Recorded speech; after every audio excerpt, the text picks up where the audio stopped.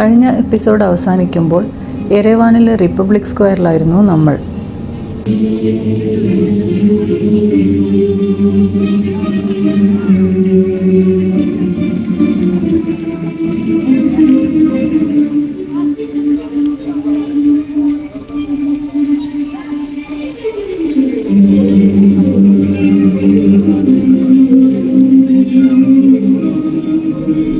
വിശപ്പിൻ്റെ ഉൾവിളി വന്നപ്പോൾ പിന്നെ കൂടുതൽ ആലോചിക്കാൻ നിന്നില്ല.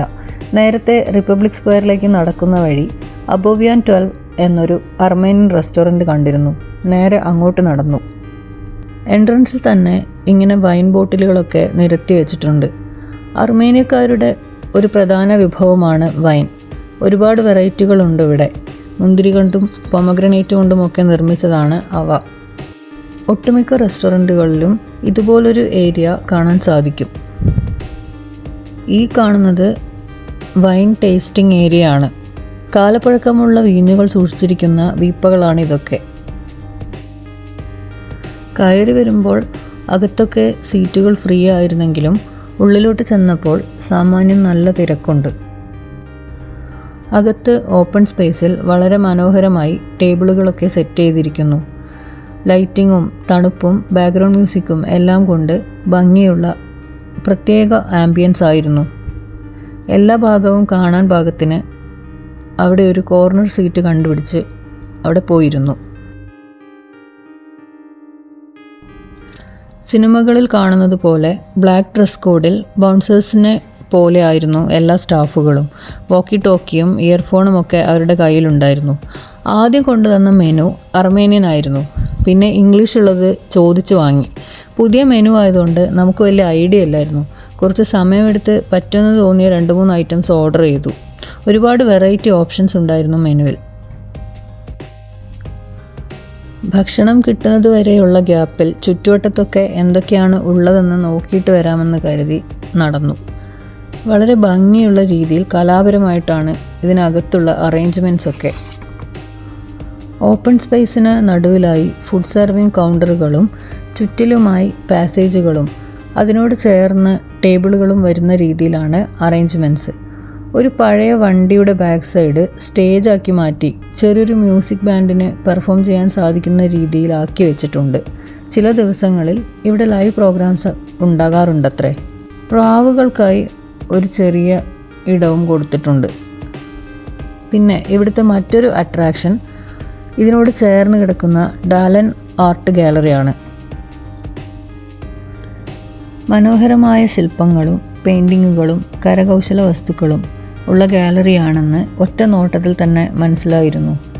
ആർട്ട് പിന്നെ നമുക്ക് താല്പര്യമുള്ള സംഗതി ആയതുകൊണ്ട് ഈ സെറ്റപ്പ് അങ്ങ് ഇഷ്ടപ്പെട്ടു. കഴിച്ചതിന് ശേഷം സമയമെടുത്ത് വിശദമായി എല്ലാം കാണാമെന്ന് കരുതി. പൂരി എന്ന പേരിൽ ഒരു അർമേനിയൻ ബ്രെഡ് ഉണ്ടെന്ന് കേട്ടപ്പോൾ കൗതുകം തോന്നിയിരുന്നു. പേര് പൂരിയുമായി സാമ്യമുള്ളതാണെങ്കിലും കനലിൻ്റെ ചൂടിൽ വേവിച്ചെടുക്കുന്ന നാനൊക്കെ പോലെയാണ് തോന്നിയത്.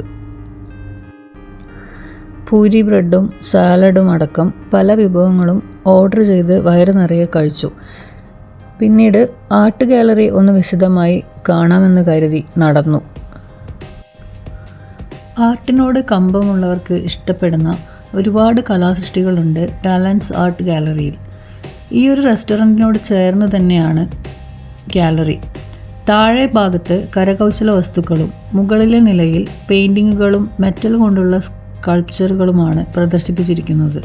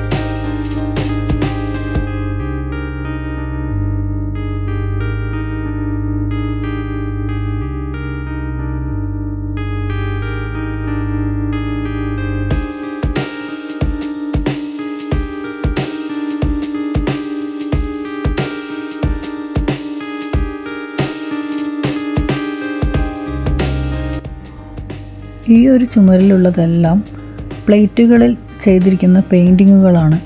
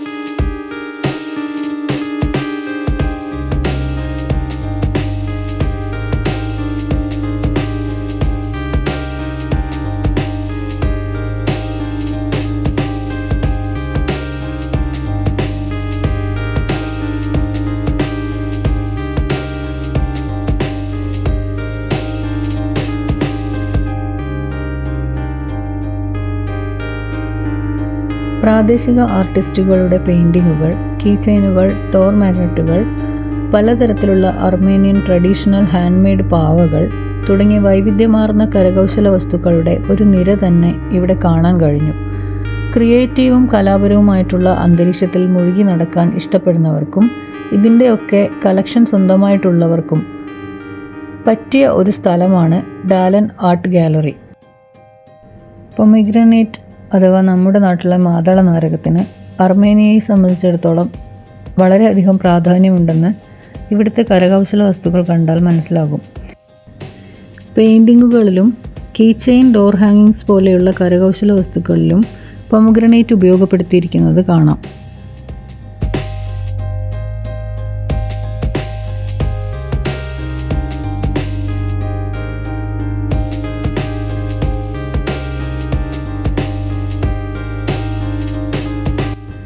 ഇഷ്ടപ്പെട്ട കുറച്ച് സാധനങ്ങളൊക്കെ വാങ്ങി പതുക്കെ ഗാലറി വിട്ട് പുറത്തേക്ക് ഇറങ്ങി. സമയം 10:30 കുറച്ച് നേരം കൂടെ കറങ്ങി നടന്ന് ഒരു സൂപ്പർ മാർക്കറ്റ് കണ്ടുപിടിച്ച് വെള്ളവും കുറച്ച് സാധനങ്ങളും സംഘടിപ്പിക്കണം. അങ്ങനെ നടക്കുമ്പോഴാണ് നിറയെ പിങ്ക് നിറത്തിലുള്ള പൂക്കളുമായി നിൽക്കുന്ന ചെറി ബ്ലോസം ട്രീ കണ്ടത്. കുറച്ച് സമയം അതിൻ്റെ ഭംഗി ആസ്വദിച്ച് അവിടെ ചിലവഴിച്ചു. കുറച്ചുകൂടി മുന്നോട്ട് നടന്നപ്പോൾ കയ്യിൽ ഫ്ലൂട്ടുമായി നിൽക്കുന്ന 3 പേരുടെ പ്രതിമ. പിന്നീട് അന്വേഷിച്ചപ്പോഴാണ് കൊമിറ്റാസ് എന്നറിയപ്പെടുന്ന അർമേനിയൻ സംഗീത സംവിധായകനോടുള്ള ആദരസൂചകമായി നിർമ്മിച്ച പ്രതിമയാണിതെന്ന് മനസ്സിലായത്. അർമേനിയൻ നാടോടി ഗാനങ്ങൾ ശേഖരിച്ച് പകർത്തി എഴുതി ഒരുപാട് ആസ്വാദകരിലേക്ക് എത്തിച്ച അദ്ദേഹമാണ് Armenian national school of music സ്ഥാപിച്ചത്. കുർദിഷ് നാടോടി ഗാനങ്ങൾ ശേഖരിച്ച് ആദ്യമായി പബ്ലിഷ് ചെയ്തത് അദ്ദേഹമാണ്. അദ്ദേഹത്തിൻ്റെ കൃതികളുടെ ശേഖരം UNESCO memory of the world രജിസ്റ്ററിൽ ഉൾപ്പെടുത്തിയിട്ടുണ്ട്. പിന്നീട് ശ്രദ്ധയിൽപ്പെട്ടത് പുസ്തകങ്ങൾ അടുക്കി വച്ചിരിക്കുന്നത് പോലെയുള്ള സ്കൾപ്ചറാണ്. ഖൻകോ ആപ്പർ നാഷണൽ ചിൽഡ്രൻസ് ലൈബ്രറിയാണ് ഇതിന് പുറകിലുള്ളത്. അർമേനിയൻ ബാലസാഹിത്യകാരനായിരുന്നു ഖൻകോ ആപ്പർ. സൂപ്പർ മാർക്കറ്റിനായുള്ള അന്വേഷണത്തിൽ സബ്വേയിൽ അതിവിശാലമായൊരു ഷോപ്പിംഗ് കോംപ്ലക്സ് കണ്ടു. ആദ്യമായിട്ടാണ് ഇങ്ങനെ ഒരു അണ്ടർഗ്രൗണ്ട് ഫെസിലിറ്റി കാണുന്നത്. അതിവിശാലമായ ഷോപ്പിംഗ് കോംപ്ലക്സ് ആയിരുന്നു. ഒട്ടനവധി കടകളുണ്ടായിരുന്നു, പക്ഷേ അടഞ്ഞിരിക്കുകയായിരുന്നു. ഏതായാലും തൊട്ടടുത്ത് തന്നെ സാസ് സൂപ്പർ മാർക്കറ്റ് കണ്ടുപിടിച്ചു. അത്യാവശ്യം വേണ്ട സാധനങ്ങളൊക്കെ വാങ്ങി പതുക്കെ റൂമിലേക്ക് നടന്നു. യെരെവാൻ സിറ്റി ടൂറിൻ്റെ വിശേഷങ്ങളുമായി അടുത്ത എപ്പിസോഡിൽ കാണാം.